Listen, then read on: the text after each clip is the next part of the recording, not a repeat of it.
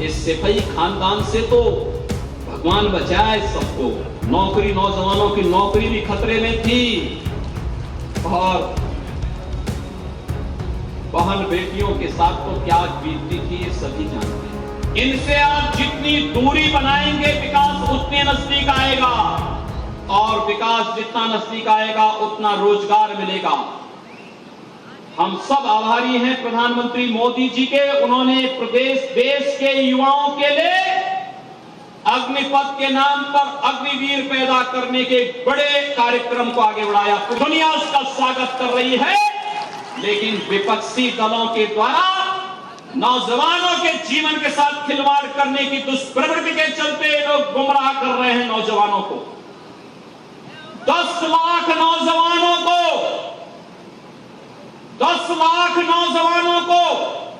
1.5 वर्ष के अंदर सीधे सीधे नौकरी मिलेगी, रोजगार मिलेगा, नौकरी मिलेगी।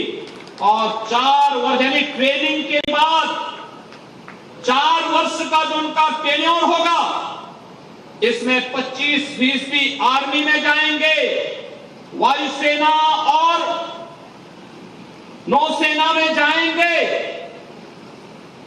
पैरामिलिट्री, केंद्रीय रिजर्व पुलिस बल या असम राइफल और अन्य पैरामिलिट्री में उनके लिए रिजर्वेशन की घोषणा हो गई है।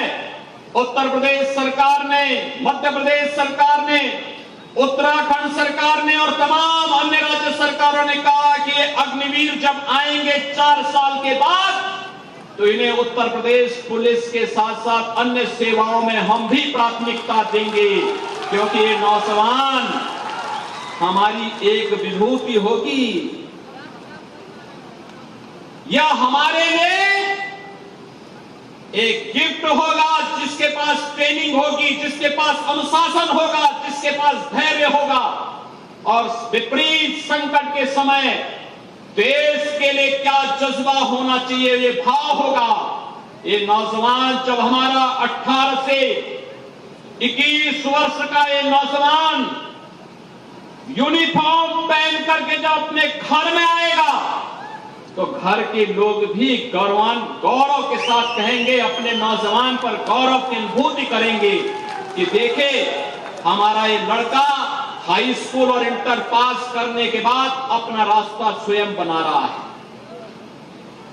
उसको तमाम प्रकार की अन्य सुविधाएं उपलब्ध करवाने की बात हुई है, लेकिन भाइयों बहनों, नौजवानों के जीवन के साथ जिन लोगों ने खिलवाड़ किया था, याद करिए 2017 के पहले क्या होता था। कोई नौकरी निकलती थी और पूरा खानदान निकल पड़ता था, वो सूदी में निकल पड़ता था कि नहीं निकल पड़ता था। हमने तो 5 लाख सरकारी नौकरी दी है। 1,61,00,000 नौजवानों को हम लोगों ने निजी क्षेत्र में निवेश के माध्यम से उन्हें तमाम प्रकार से नौकरी और रोजगार उपलब्ध करवाया है और 60 लाख परंपरागत उद्यम में कार्य करने वाले परिवारों को भी स्वतः रोजगार के साथ जोड़ने का काम किया है। लेकिन मैं कहना चाहता हूं कि आखिर सपा और बसपा की सरकार के समय हमारे नौजवानों के साथ क्यों धोखा होता था।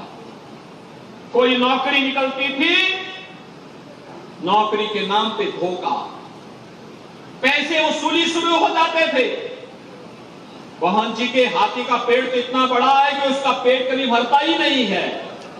वो गरीबों का राशन भी खा जाता था और साथ साथ नौजवानों की नौकरी थी। और भाइयों बहनों, इस सिपाही खानदान से तो भगवान बचाए सबको। नौकरी, नौजवानों की नौकरी भी खतरे में थी और बहन बेटियों के साथ तो क्या बीतती थी ये सभी जानते हैं। और इसलिए भाइयों बहनों, हम सब आए हैं आपसे कहने के लिए,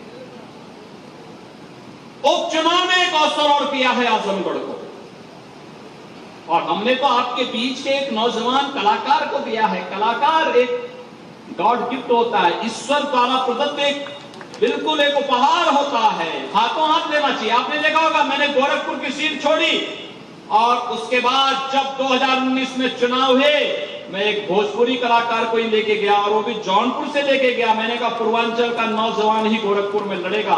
और रवि किशन शुक्ला गोरखपुर से सांसद हैं कि नहीं है? आए थे रवि किशन कि नहीं आए थे? आए थे कि नहीं आए थे? रवि किशन गोरखपुर के से सांसद हैं कि नहीं है? तो गोरखपुर में रवि किशन सांसद हैं, और अगर निरुआ जो है आपका निरुआ आपके यहां से शुरू हो जाने से सांसद बन जाएंगे तो विकास होगा कि नहीं होगा? होगा ना। घर घर जाएंगे, सबको बताएंगे, निरुआ को वोट देने के बारे में बात करेंगे। चुनाव के दिन ज्यादा से ज्यादा संख्या में वोट डालने के लिए जाएंगे कि नहीं जाएंगे? देखिए निरुआ, विकास को हमारे ऊपर छोड़ दीजिए। आप में से बहुत सारे नौजवानों को फिल्मों में काम करने के लिए वो आमंत्रित कर देंगे। बहुत सारे लोग बोल देंगे। और मुझे तो अभी मैं सोच रहा था राम दर्शन जी ने ज्वाइन किया, ऐसा तो नहीं कि वो फिल्मों में जाने के इच्छुक हों।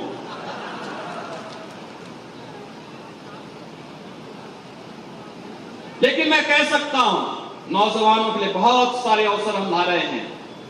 हमारा नौजवान प्रदेश के अंदर, हम देश और दुनिया की सबसे अच्छी फिल्म सिटी लाने जा रहे हैं उत्तर प्रदेश के अंदर। और याद रखना, भोजपुरी फिल्म उद्योग के लिए भी अवसर आएंगे, क्योंकि कलाकार तो हमारी एक उपलब्धि है, हमारे लिए ईश्वर द्वारा प्रदत्त एक उपहार है। और इन कलाकारों को सम्मानित करना, इन्हें आगे बढ़ाने के लिए प्रोत्साहित करना, इन्हें मंचों के माध्यम से आगे बढ़ाने का अवसर देना, ये हमारा दायित्व है। और भाइयों बहनों, मैं एक बार फिर से आपके पास आया हूं। आजमगढ़ को आतंकवाद का गढ़ मत बनने दीजिए। आजमगढ़ को आर्यनगढ़ बनाने की, विकास की प्रक्रिया के माध्यम से आर्यनगढ़ बनाने की प्रक्रिया के साथ जोड़ने के लिए आपके साथ आया हूं। आपके पास आया हूं मैं कहने के लिए फिर से, अवसर को चूकिएगा मत। ईश्वर ने अगर आपको एक अवसर दिया है तो भाइयों बहनों, आजमगढ़ में आप देख रहे होंगे अब घटनाएं नहीं घटित होती। नहीं तो यहां पे क्या होता था, सिवली नेशनल कॉलेज में अजीत राय की भी हत्या हुई थी कि नहीं हुई थी? तब बसपा या सपा की सरकार थी, बसपा की सरकार थी। तब मुन्नर यादव और सुन्नर यादव की हत्या हो गई थी। कितने बहादुर गौ भक्त थे सुन्नर यादव मुबारकपुर के। मैं विनम्र श्रद्धांजलि देता हूं इनको, महान गौ भक्त थे। लेकिन भाइयों बहनों, ये समाजवादी पार्टी सरकार की और बहुजन समाजवादी पार्टी सरकारों की तुष्टीकरण की भेंट चढ़ गए। और आज मैं आपके पास आया हूं आपसे कहने के लिए, भारतीय जनता पार्टी प्रधानमंत्री मोदी जी के नेतृत्व में विकास और राष्ट्रवाद की पक्षधर है।